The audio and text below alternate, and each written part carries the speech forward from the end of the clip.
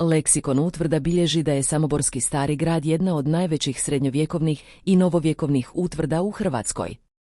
Njegovi dobro očuvani ostaci nalaze se na grebenu kojim završava s triju strana strmo brdo Tepec, koje se uzdiže iznad ušća potoka Rudarske u Lipovačku gradnu te mu je prilaz najlakši s istoka.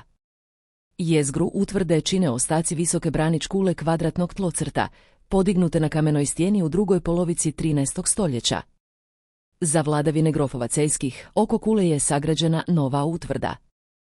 To je bio manji kompleks gotovo pravokutna tlocrta s trima ugaonim kulama na sjeverozapadnom, jugoistočnom i jugozapadnom uglu, dok je uz istočni i sjeverni bedem podignut dvokrilni i dvokatni stambeni prostor.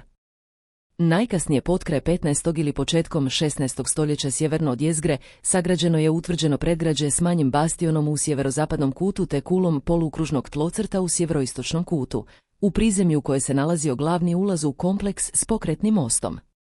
U baroknoj obnovi utvrde u 17. stoljeću sa sjeverne strane kompleksa dograđena je velika građevina pravokutne tlocrtne osnove sa strmim šatorskim krovom koja je, prema kaštelanu utvrde, nosila ime Ajtićeva kuća.